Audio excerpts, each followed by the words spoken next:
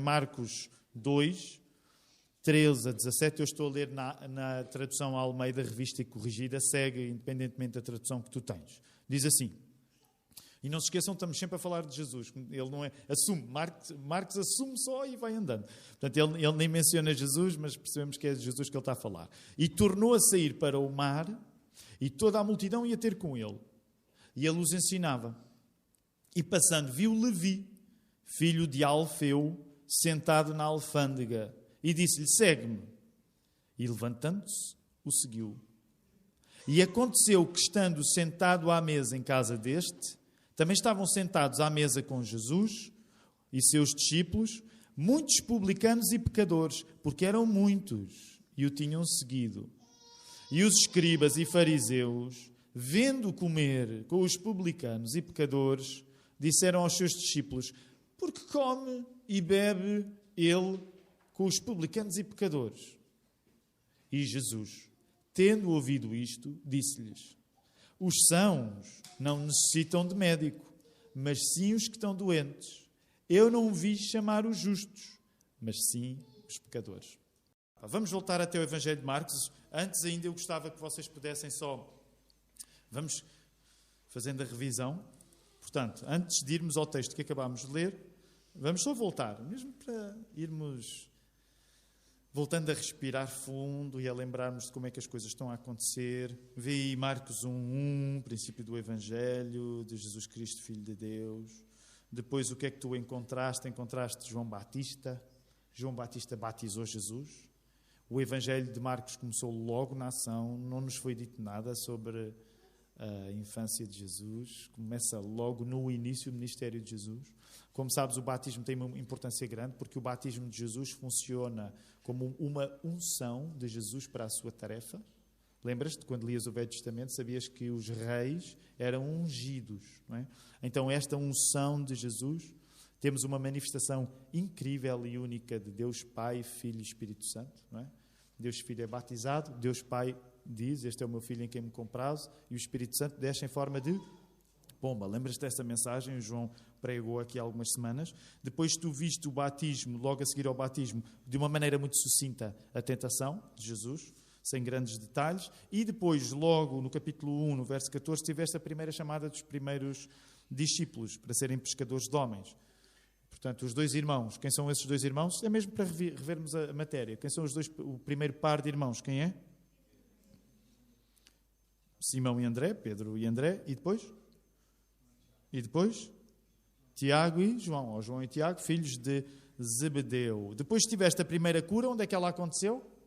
A primeira cura no Evangelho de Marcos acontece onde? Cafarnaum. E onde? Em que lugar mais específico de Cafarnaum? Na sinagoga, com um homem que estava endemoninhado. Logo a seguir vem outra cura. Qual é a cura seguinte? Também é fácil, é só irmos lendo. Foi a cura da sogra de Pedro. E depois ainda, quando Jesus procurava descansar, aliás, ele descansou, mas logo Pedro foi ter com ele dizer, Jesus, anda toda a gente à tua procura, e ele fez ainda uma cura no final do capítulo 1, que foi a cura do leproso. Lembras-te? O leproso tirou o milagre de Jesus, vamos dizer assim, saca de Jesus um milagre. Portanto, o milagre de Jesus deu-lhe uma vida nova, uma saúde nova. Ele recebeu o milagre no corpo, mas, curiosamente, ele não obedeceu a Jesus. Então, e esta é uma ideia que vai ser repisada várias vezes, se Deus assim permitir, que a ideia, tu podes receber milagres no corpo, isso não significa que recebeste o melhor milagre de todos, que é o milagre no coração, a vida transformada. Lembras-te, a semana passada foi isso que falámos, só para relembrar agora. Capítulo 2, vimos isso a semana passada, do verso 1 até ao verso 12, vimos o milagre daquele homem que foi levado, ele era paralítico, ele foi levado pelos 4 amigos. E lembram-se? Jesus viu a fé daquela gente e disse que os milagres dele estavam perdoados. Isso naturalmente escandalizou os religiosos que estavam presentes. Essa é uma das coisas que tu vais ver. Para onde quer que Jesus vá, quem é que está sempre com Jesus? Além dos discípulos, quem é que está sempre com Jesus? Ali, a tempo e a horas, nos lugares da frente. Não é? Os inimigos de Jesus. Se tu queres aprender alguma coisa no Evangelho de Marcos, podes até aprender com os inimigos de Jesus. Os inimigos de Jesus fazem questão de o seguir. Okay? É logo um compromisso. E hoje, já lemos o texto, vamos evoluir um pouco mais no texto, mas já viste no texto que, uma vez mais, os inimigos o seguem. Vamos lá voltar. Agora é a vocação de Levi. Quem é este Levi? Levi seria o nome hebraico, não é? Mas qual seria o nome mais comum que tu conheces dele? Mateus. E queremos nós que Mateus é este.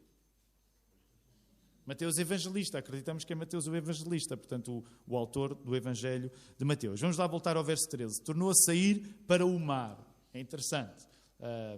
Estamos a falar de Jesus, naturalmente. Portanto, Jesus faz um trânsito comum em Cafarnaum e passa muito tempo junto ao mar. E toda a multidão ia ter com ele. E ele os ensinava. Depois, nós mais à frente, não é hoje, mas vamos compreender a importância do ensino. Aliás, se há coisa que tu te apercebes que Jesus declara que veio para fazer, é para ensinar as pessoas. O que já nos mostrou que, ao contrário do que nós julgamos, o ensino não é uma coisa teórica. O ensino é coisa prática. Jesus veio para ensinar as pessoas. O ensino é uma parte fundamental da tarefa de Jesus. Também por isso, nós, quando somos povo de Jesus e integramos a igreja, sabemos que uma parte fundamental da igreja é onde o ensino existe. O que é que isto significa? Se tu estás numa igreja onde não és ensinado, estás numa igreja onde Jesus não está a fazer a sua tarefa. É bem simples. Mas tu precisas, independentemente da idade que tu tens. O ensino da palavra não se resume apenas às classes de escola dominical infantis. Okay? O ensino na palavra é uma das razões fundamentais de também tu estares na igreja. Porque a marca de Jesus foi o ensino. E a marca do povo de Jesus, a presença mais física de Jesus que tu tens enquanto não o vês, rosto a rosto, que é aqui na igreja, é tu saberes que estás a ser ensinado. Então, essa é uma das coisas importantes no teu relacionamento com Deus e naquilo que deve acontecer na tua igreja. Tu deves continuamente sentir e saber que estás a ser ensinado. Porque vês esse compromisso dito de uma maneira desavergonhada, vez após vez no Evangelho. Portanto, ele ensina-os no mar. E passando, viu Levi, filho de Alfeu, sentado na alfândega. Okay, tens uma passagem muito rápida. Lembra-te disto, no Evangelho de Marcos tudo acontece rápido. Ainda agora Jesus está na areia do mar e agora já está na alfândega. E não se esqueçam que nós usamos aqui este método, portanto não é uma escola dominical, mas temos um registro mais informal aqui em Algés, até para vos poder perguntar o que é que vocês acham curioso na alfândega? O que é que significaria uma alfândega naquele tempo?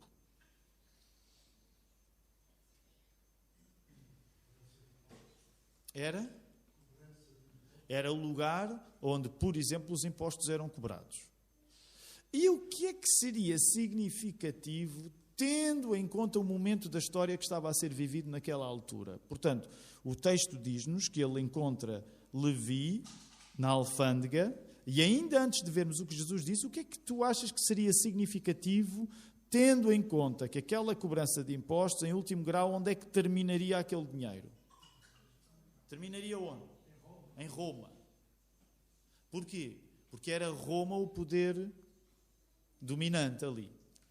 Agora pensa nisto. Mateus, ou Levi, é para todos os efeitos judeu. Mas sendo judeu, ele trabalha para quem? Ele trabalha para Roma. Como é que tu achas que uma pessoa assim era vista naquele tempo?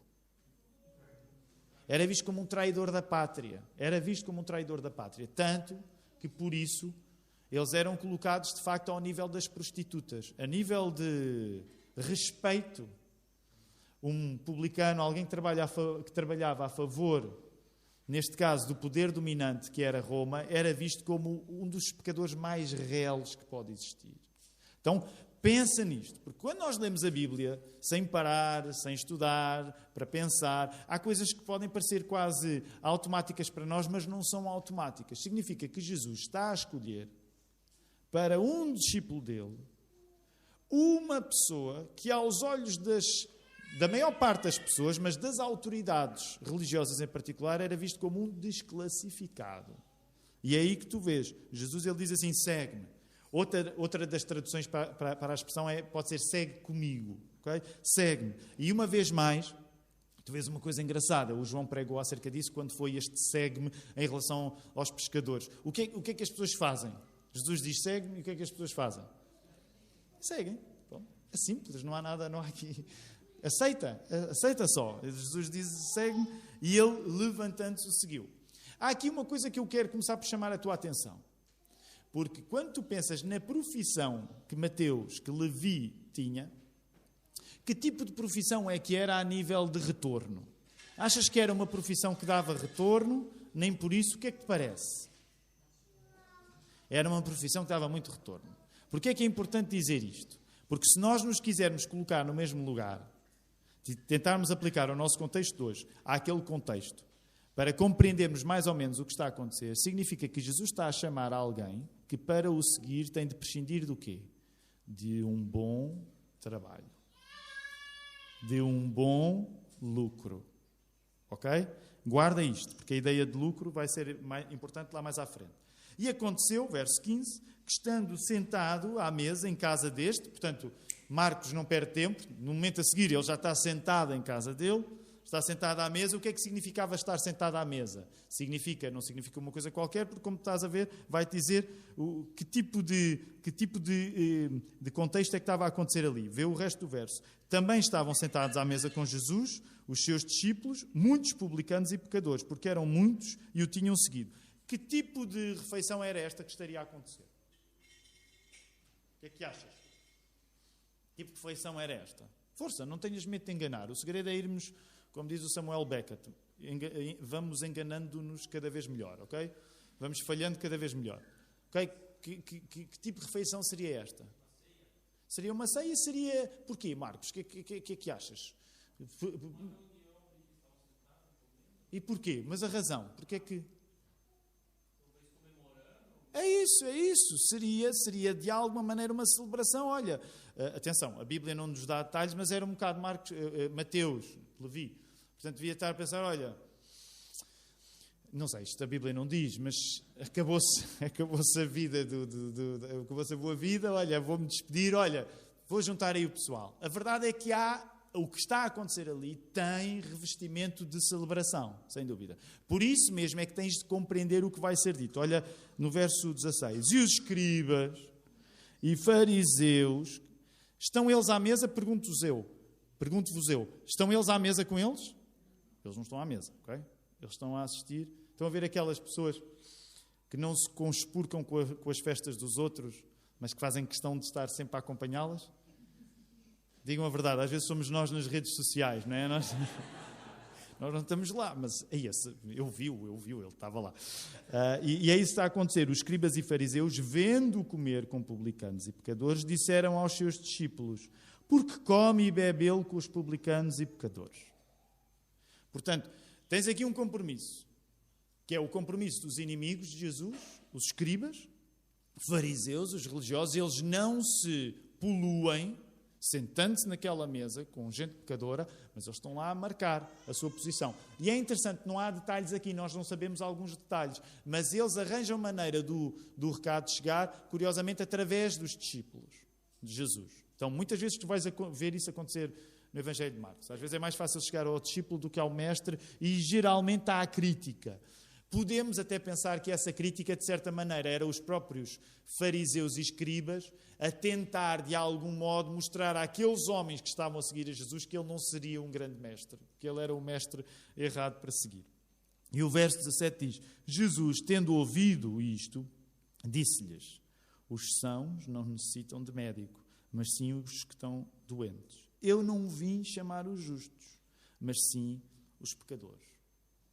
Na hora em que uma pergunta é feita acerca daquilo que Jesus está a fazer, daquilo que Jesus é, e qual é a pergunta? A pergunta do verso 16, porque come e bebe ele com publicanos e pecadores? Vamos dizer assim, é feito um porquê. Porquê, Jesus? Porquê é que tu estás a fazer isto? Na hora de Jesus responder ao porquê que é feito, ele diz que não veio para os sãos, mas para os doentes. Então, na hora de Jesus dar razão de quem ele é, na hora de Jesus dar razão daquilo que ele faz, ele prefere identificar-se com os maus e não com os bons. E isto é muito importante para nós. Na hora de Jesus responder a um porquê que lhe é feito, ele prefere identificar-se com aqueles que têm má reputação do que aqueles que têm boa. E repara, a resposta de Jesus tem aqui algumas subtilezas que nós devemos pescar ainda. Os sãos não necessitam de médico. mas sim os que estão doentes. Eu não vim chamar os justos, mas sim os pecadores. De cada vez, topa a ironia, de cada vez que tu preferes identificar-te com os bons, tu partes do princípio que és saudável. O problema é que quando tu partes do princípio que és saudável, tu podes estar na presença do médico, mas tu não aproveitas o médico que está ao teu lado, porque tu te julgas saudável. Então há duas coisas que acontecem simultaneamente. Jesus prefere imediatamente identificar-se com os maus, ir àqueles que têm a noção que são pecadores, e do outro lado da mesma moeda, isso significa que aqueles que julgam que não são maus perdem a oportunidade de se curar. E agora falo curar sobretudo no sentido espiritual. A ironia é que de cada vez que tu julgas superior aos outros, tu perdes a oportunidade para o teu próprio aperfeiçoamento. Então, ainda hoje, este é um valor que nós temos de abraçar quando somos cristãos. Nós não precisamos de nos preocupar para explicar às pessoas que estão de fora da fé que, bem vistas as coisas, nós somos saudáveis. Porque o nosso próprio Senhor não o fez. O privilégio, e deixa-me até dizer, o sentido de humor de Deus, é que tu não tenhas problema nenhum em quando alguém divide o mundo entre bons e maus, tu não és cristão para fazer parte do grupo dos bons. Tu és cristão para fazer parte do grupo dos maus. Porque se o nosso Senhor, quando lhe perguntaram um porquê, ele preferiu dizer que veio para os doentes, não somos nós que nos vamos colocar num grau superior ao nosso Senhor. E sabes, esse é um dos privilégios que nós, como cristãos, temos, mas que muitas vezes nós desperdiçamos. Porque a nossa tentação, a nossa vaidade, quando se divide o mundo entre aqueles que estão bem e aqueles que estão mal, nós queremos estar junto daqueles que estão bem. Mas Jesus não veio para aqueles que estão bem. Jesus veio para aqueles que precisam. Veio para os doentes, ele não veio para os que são sãos. Então, pensa nisto, ok? Já depois vamos voltar aqui a algumas ideias, porque uma das coisas que eu pedi para tu guardares foi, por exemplo, o facto de, quando falamos de Levi, ele ter abandonado uma profissão que lhe dava muito. Ok, guarda isso. Vamos continuar. Verso 18. Ora, os discípulos de João e os fariseus jejuavam e foram e disseram: por que jejuam os discípulos de João e dos fariseus e não jejuam os teus discípulos? E Jesus disse-lhes: podem porventura os filhos das bodas jejuar enquanto está com eles o esposo? Enquanto tem consigo o esposo não podem jejuar. Mas dias virão em que lhes será tirado o esposo, e então jejuarão naqueles dias. Ninguém deita remendo de pano novo em vestido velho. De outra sorte, o mesmo remendo novo rompe o velho e a rotura fica maior. E ninguém deita vinho novo em odres velhos. De outra sorte, o vinho novo rompe os odres e entorna-se o vinho. E os odres estragam-se, o vinho novo deve ser deitado em odres novos. Então, logo de seguida, o que é que acontece? Segundo o embate entre os escribas e fariseus e Jesus. E é importante que nós hoje leiamos esta sucessão. Tiveste um primeiro embate agora na chamada de Levi, tens um segundo embate agora nesta questão do jejum. Aliás, se formos rigorosos, logo no início do capítulo 2, tu tiveste um embate também na cura do paralítico. Mas qual é o embate agora? Agora, qual é a questão? Primeiro, é que Jesus comia com pecadores. Qual é a questão agora? Isto é engraçado, porque há uma continuação lógica. Primeiro, Jesus é acusado de quê? De comer. E agora é acusado de quê? De não jejuar. Portanto, primeiro ele come pecadores e depois devia não comer, para mostrar que era um mestre, um grande religioso, e jejuar, e parece que nada disso acontece. Volta aí ao verso 18. Não é? Porque jejuam os discípulos de João e dos fariseus, e não jejuam os teus discípulos. E eles são espertos. Que tipo de relação é que achas que estes homens tinham com o João Batista? Qual era a relação que João Batista tinha com os escribas e fariseus? Eram amiguinhos? Não eram. Mas eles, para andar atrás de Jesus, Até não se importam de agora referir João Batista como um exemplo mais próximo deles. Okay? Tu apercebes que, de facto, os inimigos de Jesus têm muito para nos ensinar, porque eles dão tudo na tarefa de ser inimigos de Jesus. Até falar num homem com quem não tinham grande amizade. É como na política. Sabem como é que é? Na política, como é que se diz? Costuma-se dizer: o inimigo do meu inimigo é meu amigo. E aí tu vais ver isso. Repara, para a semana, se eu quiser, quando chegarmos ao capítulo 3, tu vais topar isso, que é inimigos absolutos a tornarem-se amigos para ir atrás de Jesus. Então é aqui que acontece. João, de facto, João Batista, comparando com Jesus, João era mais parecido com os fariseus no que diz respeito ao seu rigor, nós hoje diríamos ascético, né? Os ascetas, no sentido em que João era um homem de pouco alimento. O que é que João gostava, Batista? Qual era a perdição de João Batista? No prato. Qual é que era? Era quê? Era mel, pronto, e gafanhotos. Nenhum homem, acho eu, não sei, nenhum homem há de ganhar muito peso com uma dieta de mel e gafanhotos. Ainda por cima, qual era a perdição de João a nível de roupa? Ele andava com pelos de camelo, portanto, imaginem este homem. Nós, às vezes, temos uma ideia errada que julgamos que todas as pessoas, há 2000 anos, no Médio Oriente, andavam parecido com João. E não, João já era, de facto, um bocado à parte.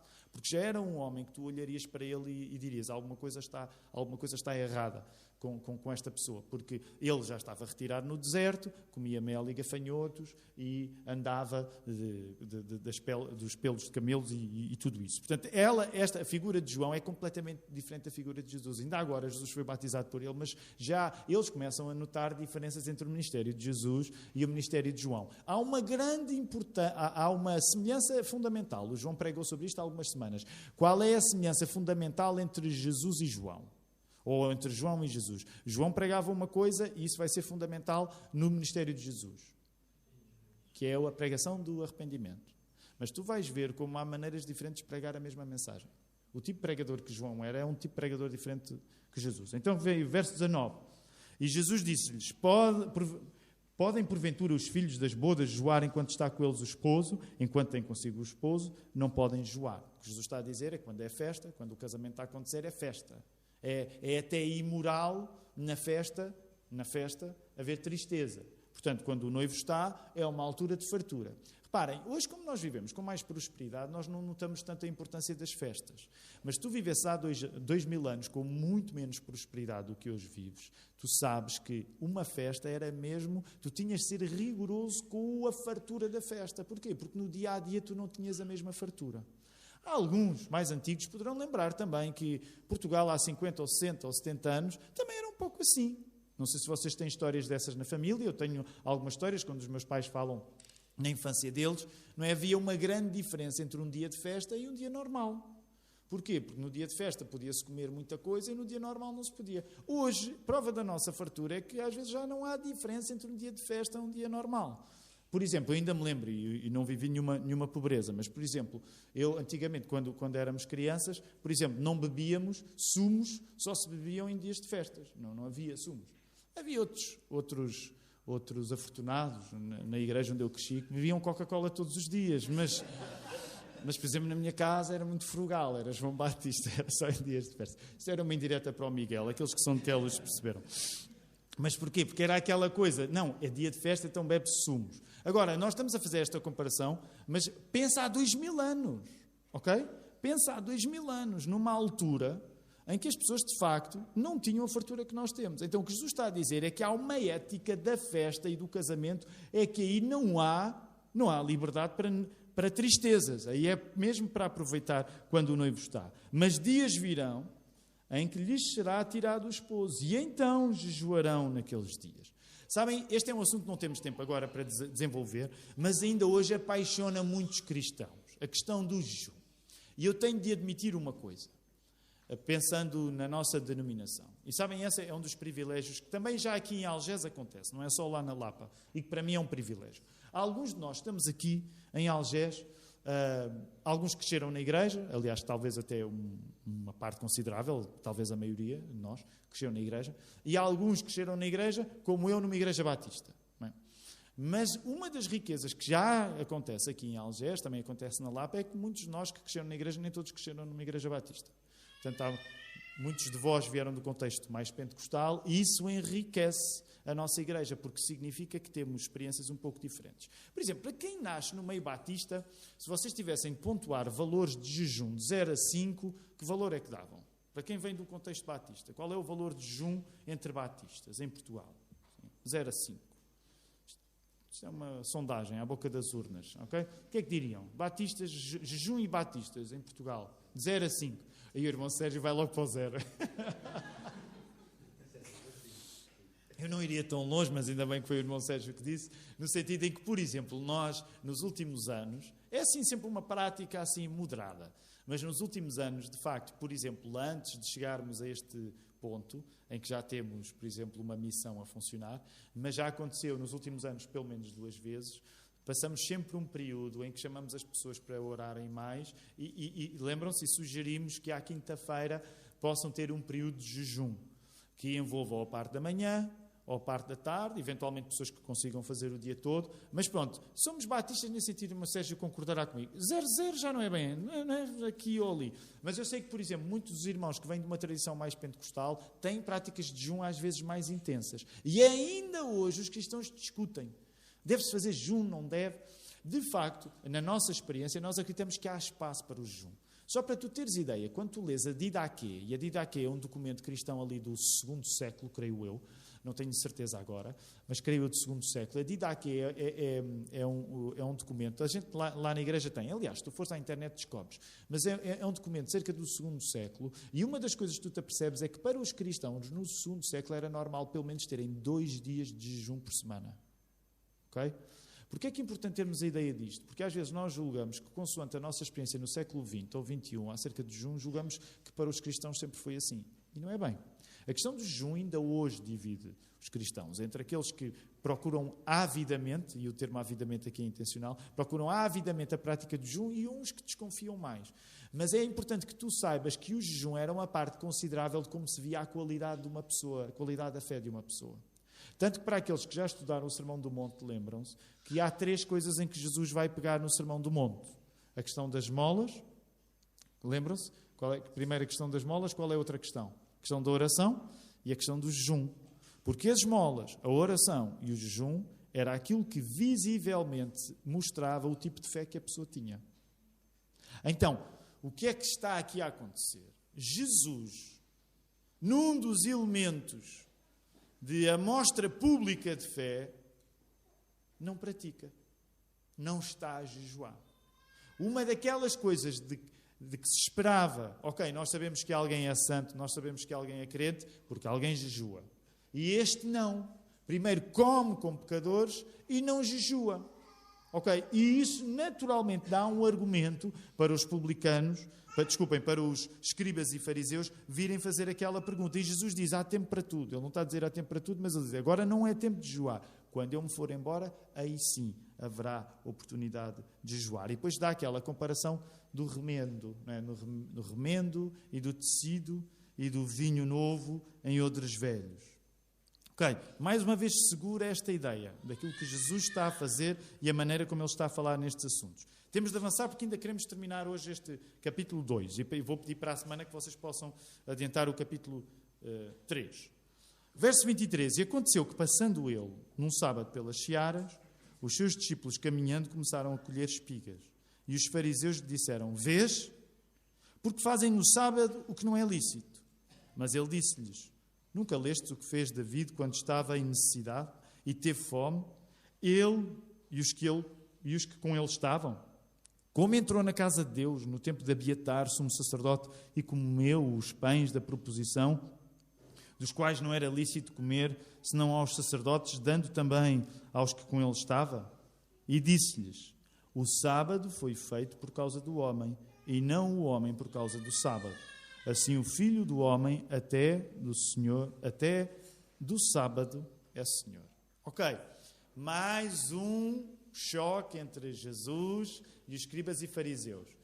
Hoje estamos a ver 3 seguidos. Se adicionarmos ao da semana passada, são 4. Só este capítulo 2 significa que quando estás a ler Marcos 2 é só choques entre Jesus e as autoridades religiosas. Ele primeiro foi acusado, nós vimos na vocação de Levi, porque comeu com pecadores. Depois ele é acusado porque não come quando devia não comer. E agora ele é acusado porque come no dia errado. Eles estão obcecados com a boca de Jesus, ok? É porque a maneira como Jesus come ou deixa de comer diz muito acerca de quem ele é. Neste caso, nós sabemos qual é o mandamento que dava origem a todo este rigor judaico com o sábado. Qual é o mandamento? Isto é para todos, não é? Qual é o mandamento que dá origem a este rigor todo com o dia de sábado? É o mandamento número... agora o Filipe não se vai exprimir e vocês vão ter de dizer. É um mandamento. Está tudo a fazer a ginástica, não é? A ginástica de, está tudo. Não terás outro Deus instrumento de mim, não farás a imagem de semelhança, não invocarás o nome dele. Ok, é o mandamento número. Aí, está mal. Temos que começar a fazer escola dominical aqui em Algés. Mandamento número. Mas devia ser a igreja toda. 4. É o 4, o mandamento número 4. Qual é o mandamento número 4? Guarda o dia de sábado, descansa no dia de sábado. Nós, por exemplo, é uma coisa que muitas vezes recomendamos, porque nós acreditamos que o dia de sábado, no fundo, gravitou para o domingo com a ressurreição. É essa a tradição cristã. Portanto, a prática que havia em relação ao sábado, nesse sentido, a prática de repouso para dedicação ao louvor do Senhor passa para domingo, porque é domingo o dia da ressurreição. Há um aspecto sempre importante aí, alguns já me ouviram a dizer isto noutras ocasiões, é que ao passo que quando o sábado era o último dia, significava que primeiro tu trabalhavas porque ainda estavas à espera de descansar, mas agora que Jesus veio, o primeiro dia da semana é o dia de descanso, porque Jesus já veio. Então, porque Jesus já veio, Ele já trabalhou, tu descansas nisso e só trabalhas a seguir. Sabem, eu sei que é um à parte, mas é uma coisa que eu quero insistir convosco. Muda a nossa maneira de entender a semana quando a semana começa ao domingo. E muitas vezes a nossa tendência é achar que a semana começa à segunda-feira. Quando tu te lembras que o primeiro dia da semana é o hoje, tu sabes que a tua vida de trabalho começa com o trabalho de Jesus que te faz descansar. Também é por isso que nós recomendamos que o dia de domingo, não temos regras para isso, okay? Não estipulamos códigos, mas nós recomendamos que o dia de domingo hoje deve ser um dia de descanso no Senhor. Deve ser um dia que tu evitas trabalhar. Porquê? Porque essa mesma ética vem do Velho Testamento e nós achamos que ela continua a ser útil para nós. Portanto, não nos queremos colocar numa posição legalista, até porque já vamos ver neste texto que isso está a acontecer, mas descansamos no Senhor. E é a partir de tu descansares bem no Senhor que amanhã traz forças para trabalhar. Portanto, tu não olhas para o fim de semana como a altura de descanso, mas tu olhas para o primeiro dia da semana como o teu descanso que te vai permitir trabalhar nos dias a seguir. Ok, tu sabes, Jesus, portanto, começam a comer, no verso 23, lá, uma vez mais, eles estão lá a dizer, então o que é isto? Como é que é possível? Não é? E vão direto, perguntam, verso 24, porque fazem no sábado o que não é lícito? E Jesus lembra-lhes, de facto, um episódio, era uma exceção, mas que tinha acontecido, David tinha colhido. E, verso 27, passa direto para o ataque, para a pedagogia. O sábado foi feito por causa do homem e não o homem por causa do sábado. Assim, o Filho do Homem até do sábado é Senhor. Sabes, se nós ouvirmos isto sem o contexto judaico, isto não é tão extraordinário como parece. Mas tu ouvires isto a partir do contexto judaico, a partir do Velho Testamento, o que é que achas que a pessoa sente quando ouvia uma coisa destas? Tenta-te colocar agora no lugar dos maus. E neste caso os maus são aqueles que se julgavam bons, que são os escribas e fariseus. Mas o que é que tu achas que eles ouviriam quando Jesus diz que até do sábado é Senhor? Coloca-te no lugar deles. O que é que isso significava? Uma afronta. E porquê uma afronta? Porque Jesus, ao dizer que é o Senhor do sábado, em que lugar é que Jesus está a colocar? Ele está a colocar-se no lugar de Deus. Porque o sábado era o dia sagrado, porque era o dia que tu paravas e dedicavas inteiramente a Deus, sem trabalhar. Se Jesus diz, olha, sabem o dia de sábado que é sagrado para vocês? O dia que é sagrado para vocês é feito para mim. O que ele está a dizer é, mais sagrado que o sábado sou eu. Eu sou mais sagrado que o sábado. Tu consegues entender, de facto, a afronta, usando a expressão que o irmão Sérgio partilhou, a afronta que é para estes homens. Nós, quando lemos a Bíblia sem parar, isto tudo se vai somando e nós não conseguimos compreender o escândalo que Jesus traz. Agora que nos aproximamos do final do nosso estudo hoje, é por isso que eu quero sempre insistir contigo. Tu precisas de ler a história do Nosso Senhor para compreenderes que, quando estás a ler, por exemplo, este Evangelho, é como se costuma dizer, é cada tiro, cada melro. Cada coisa que Jesus está a fazer nesta fase é uma afronta às autoridades religiosas. O que Jesus também está a dizer é que a autoridade dele não é da mesma ordem da autoridade dos religiosos.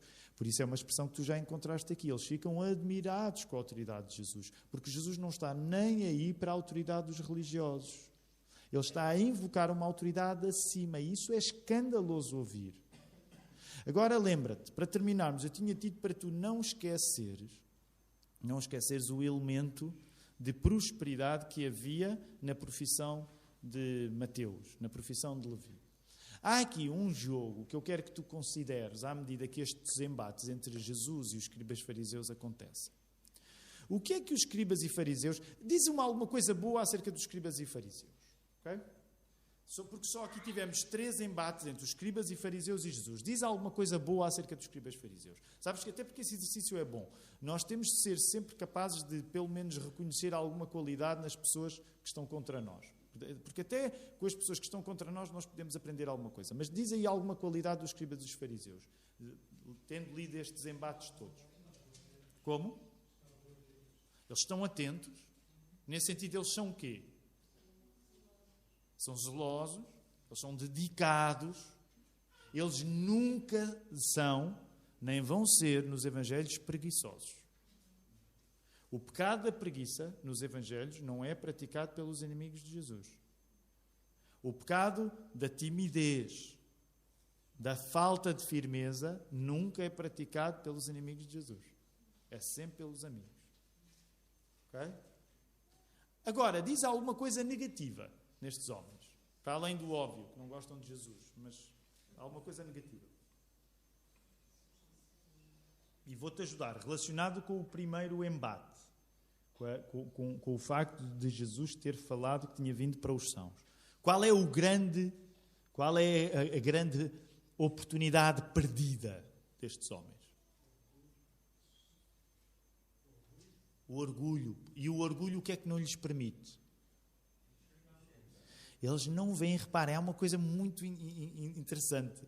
Eles passam a vida com Jesus, dedicados a Jesus, obcecados por Jesus, perseguindo Jesus para todo o lado, mas eles não pegam de Jesus a coisa que era mais necessária para eles. Porque eles, ouvindo Jesus, o que é que eles nunca praticam? Que era a tal mensagem que já vinha de João Batista. O que é que eles nunca praticam? O arrependimento. Eles, de certa maneira, são os alunos mais atentos de Jesus, mas eles nunca praticam a lição do arrependimento. Então, repara, o verdadeiro lucro quando tu estás com Jesus, tu já aprendeste isso, nas coisas que ele faz no capítulo 1 e no início do capítulo 2, é o arrependimento, para que todos saibam que o Filho do Homem tem na terra poder para perdoar pecados. Eu digo, levanta, toma o teu leito e anda. Foi isso que ele disse ao paralítico. Então Jesus já disse, para que vocês saibam que eu tenho o poder dos poderes, para que vocês saibam que eu pratico o milagre dos milagres, que é a super cura, que é o perdão dos pecados, eu faço milagres físicos. Então repara, estes homens estão a ver todos estes sinais serem feitos, mas eles continuamente fecham o seu coração ao arrependimento. Curiosamente, Levi, Mateus, abandona uma vida de lucro, mas ele, ao abandonar o lucro, este lucro físico, ele vai recolher o melhor lucro espiritual. Porquê? Porque Levi mostra um exemplo de arrependimento. Lembras-te mais tarde, quando Jesus compara aquelas duas orações, ele coloca alguém que tinha a mesma profissão, que era também um publicano, lá no Evangelho de Lucas. Para dizer que a melhor oração não era a do crentão que olhava para o outro, obrigado, Senhor, porque eu não sou como este. Mas a melhor oração era a do publicano, porque ele dizia a Deus o quê? Tem misericórdia de mim, porque sou um pecador. Então repara, o maior lucro que tu tiras da proximidade de Jesus é o arrependimento dos teus pecados. Esse é o lucro que tragicamente os fariseus e escribas recusam vez após vez. Recusaram no milagre da cura do paralítico. Recusam quando veem um homem a deixar uma vida de negócios bem-sucedida para seguir Jesus, Levi. Recusam quando veem que Jesus não jejua. Recusam quando veem Jesus a comer espigas no sábado. Vez após vez recusam. Para abrir o teu apetite para a semana, eles ainda vão recusar no capítulo 3. E no capítulo 3, para a semana, se eu assim permitir, vocês vão ver a coligação mais inesperada a acontecer por causa do ódio a Jesus. Quando nós lemos estas coisas, uma das coisas, a última coisa que eu gostava de dizer, quando nós lemos estes textos, nós temos de compreender que o mais valioso quando Jesus chega não é a manutenção da estabilidade que existia, mas é a abertura ao milagre mais caro de todos, que é o milagre do arrependimento, que vai ser selado. Eles ainda não sabem como é que esse milagre vai ser selado. Ele vai ter de ser selado não apenas através do ensino de Jesus. Como é que este milagre do perdão de pecados vai ter de ser selado de uma vez por todas? Através da morte de Jesus. Por enquanto, Jesus está a ensiná-los. Mas eles vão ter de ver o seu Senhor morrer para compreender que o arrependimento tem um preço. E o preço é a própria vida de Deus Filho por nós. Logo, o milagre maior de todos é a nossa abertura ao arrependimento. Porque não é um milagre qualquer. É um milagre que dependeu da própria vida de Jesus. Repara, se nós nos lembrarmos isto durante esta semana, coisas bem simples. Quando, por alguma razão, tu estiveres numa conversa em que alguém vai dividir o mundo entre os bons e os maus, tu vais saber que, por ser valioso para ti o milagre no coração da tua conversão, qual é o lugar onde tu deves estar colocado. Se alguém dividir o mundo entre os bons e os maus, qual é o lugar que te diz respeito? É entre os bons? Não gastes tempo a defender a tua qualidade, por favor. Isso é das coisas menos cristãs que existe.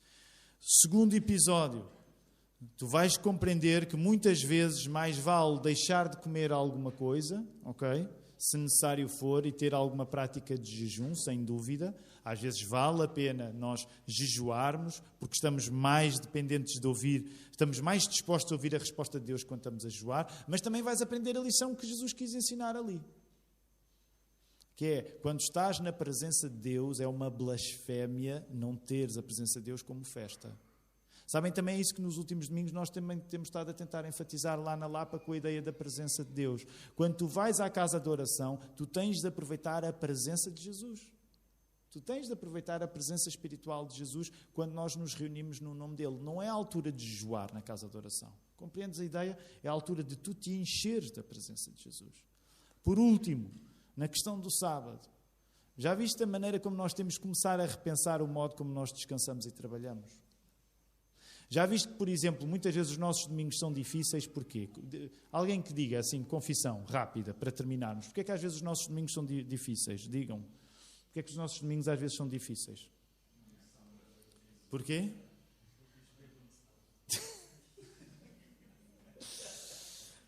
O João disse porque o bicho pegou no sábado. Foi isso que ele disse.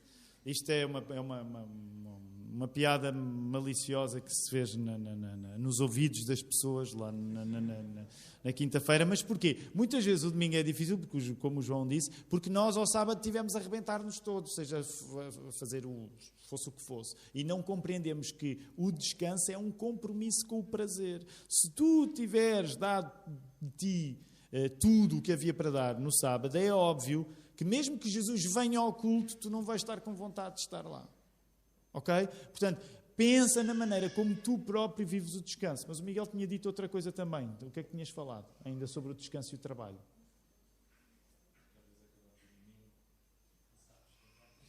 Às vezes acabamos o domingo cansados.